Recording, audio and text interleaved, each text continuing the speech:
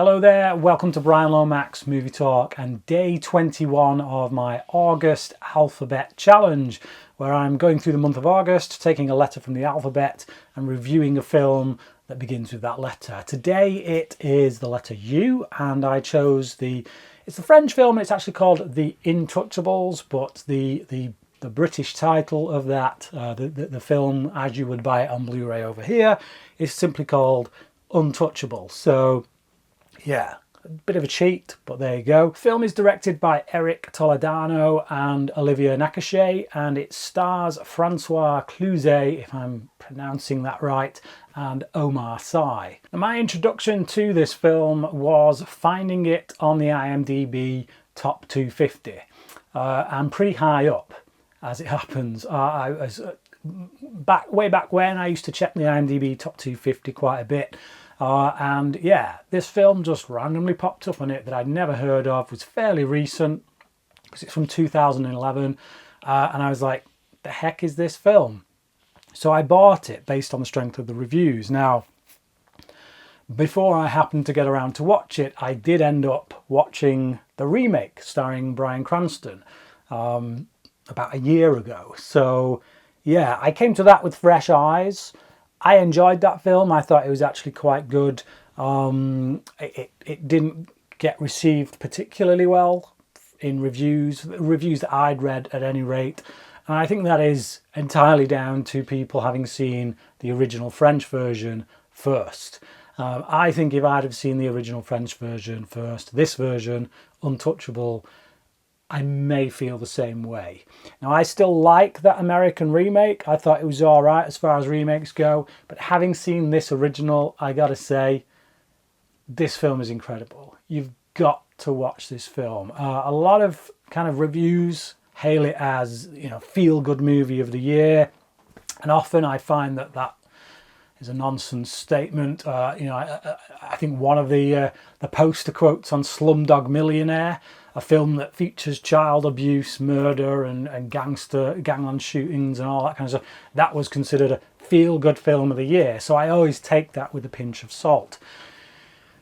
But this film is the feel-good film of the year it was released at any rate, 2011. But any year, watch this in any year and it will pick you up.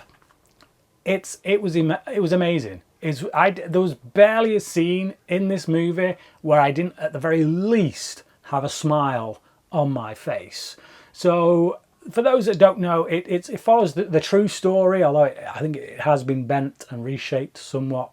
But for a start, the character in this, one of the characters in this is a black character who comes from a black neighbourhood, and the real version of him that we see at the end of the film isn't black. He looks more Hispanic, but whatever.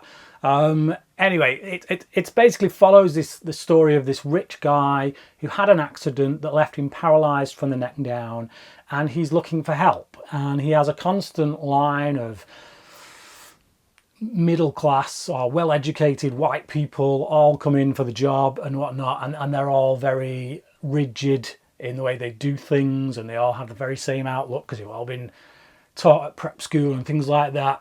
And he takes his chance on this black guy who comes in essentially just wanting his employment search papers to be signed to say he's been looking for employment, and so he takes a chance on him and says, actually, I'll hire this guy. And that's because he's got no airs and graces. He tells it how he sees it. He doesn't mess around. He doesn't show pity to this guy. He just treats him like, he even jokes about his disability to his face, and has no shame in doing so. And that's really refreshing to this guy who's spent the past few years dealing with that look of sympathy from people who don't really care. So yeah, it's a buddy comedy. It's basically about the relationship of these two people who come from opposite sides of the spectrum. One is rich, one is poor, one is highly educated, one is in and out of prison, and it's just like, I've seen it before. The whole buddy dynamic. You take two people who are the opposites of each other, and for whatever reason, they work, their relationship works. And the strength of movies like this hinges entirely on the chemistry and the believability of that central relationship between those two people. And in this one, oh boy, does it work.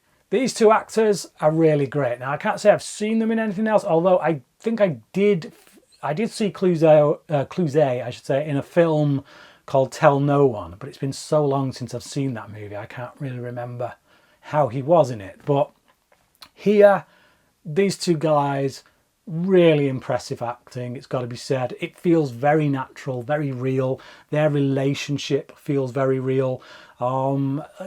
Clouzet's face, just his, because obviously he can't move his body, he's got to do everything through his face, and he's just got such a range of expression, and the way he goes from straight-faced to not trying to keep things real, keep things serious, and then Omar Sy's character, who's always like mucking about and turning everything into a joke, always gets him to crack a smile. That moment when he, of which there are many, when he gets him to crack a smile, you're waiting for it to happen, and when it happens, you can't help but feel overjoyed.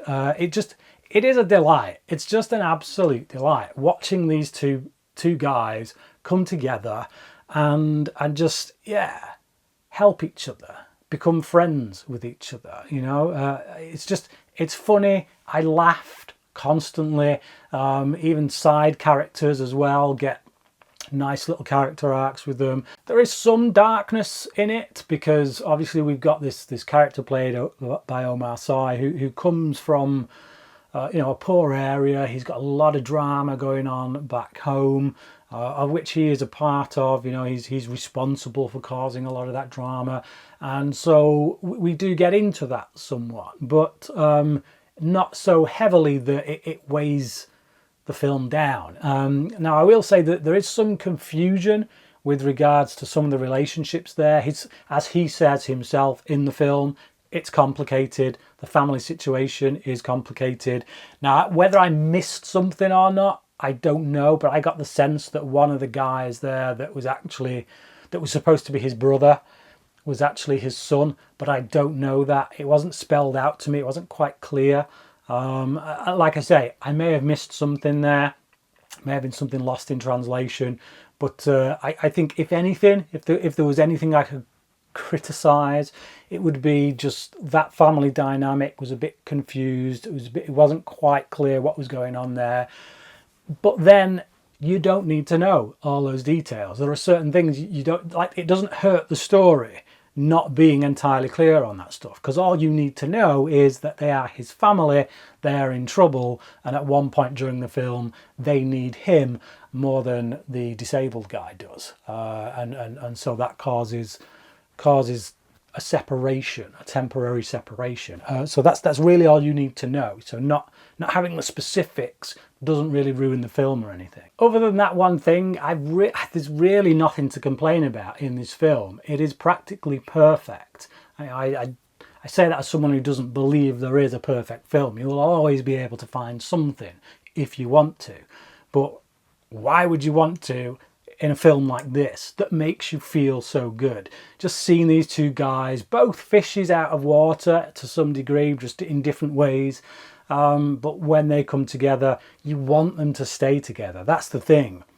By the time you get to the end of this film, whatever happens, you want these guys to stay together. You know they are better when they are together.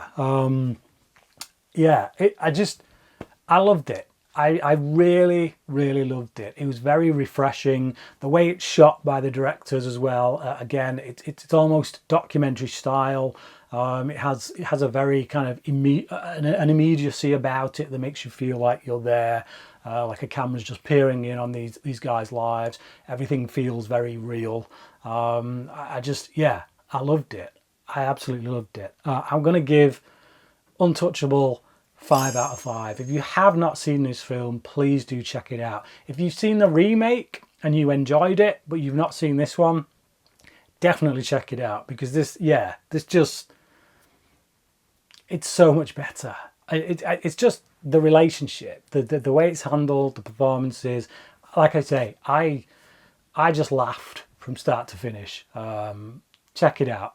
Untouchable, or The Intouchables, if you want the French title. 5 out of 5 from me.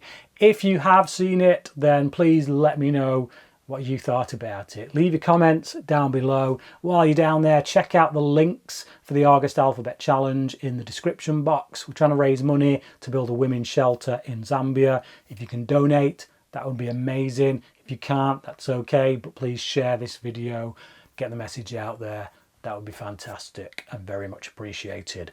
But yeah, until tomorrow, when I will be on to V, the letter V, where I'll be reviewing The Villainess, I believe. Yeah, thank you for watching this video, and cracking.